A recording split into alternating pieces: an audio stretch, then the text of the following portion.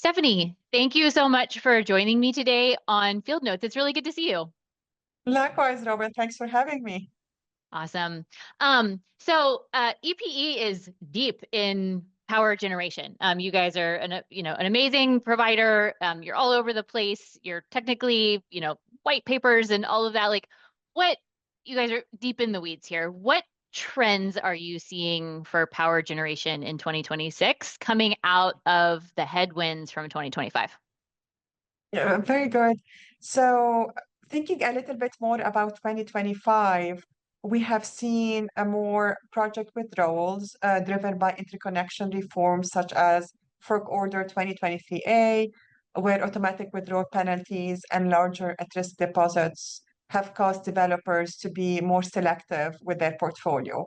So, definitely, we see strong focus on strategic selection of sites and where to spend investment and where to look into interconnection, which is also a good fit with how the grid is becoming more complex and requires more flexibility and agility for us to be able to solve for it.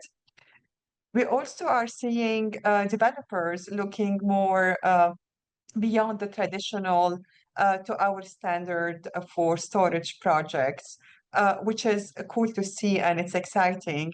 While 2 hours remain common, we are hearing and seeing interest in longer durations to potentially capture more value, which is much needed to the grid, and most importantly, provide more flexibility as grid needs evolve.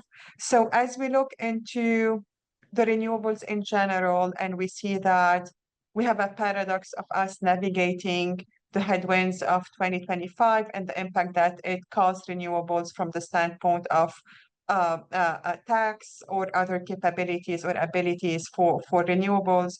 We still see unprecedented low demand, and we still see that the grid needs every electron.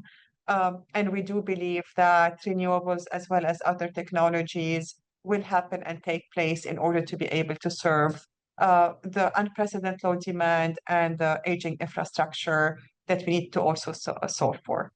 Yeah, yeah, got it. It's temporary headwinds, but long term, huge demand still, right? That seems to be the narrative. So, as the CEO now of EPE, what's important for you in 2026? I mean, you've got your pulse on everything. Like you must, I'm sure you're always looking towards the future. What's top of mind for you in 2026 and beyond?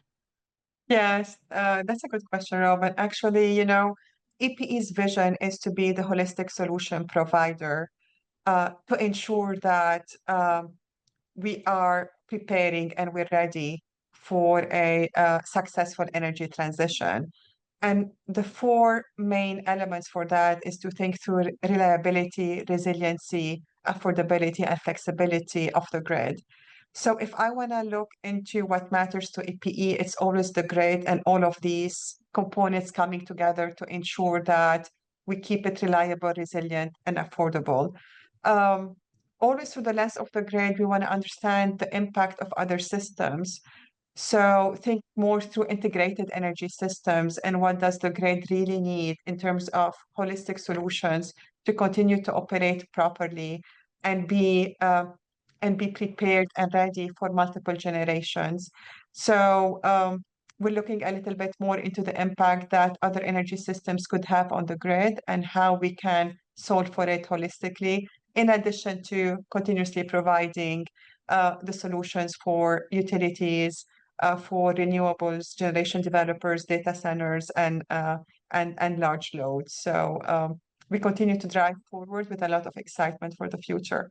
Yeah, that's awesome. Could you just quickly give a couple of examples of what some of those other kind of spaces that you're exploring? I think you mentioned gas in 2025. What else are you exploring?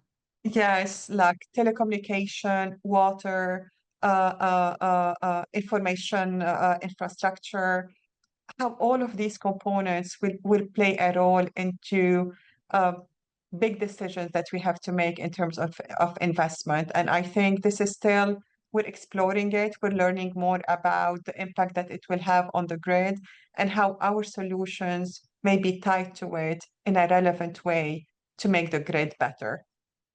Awesome. Well, Stephanie, thank you so much for joining me today. Thank you for everything that you do for our industry, and nod to everything you do as a female leader in the industry as well. I can't not acknowledge that as a fellow female leader. So thank you so much for everything. Thank you for your time today, Stephanie. Really Thank you appreciate it. so much, Robin. Thank you. Bye.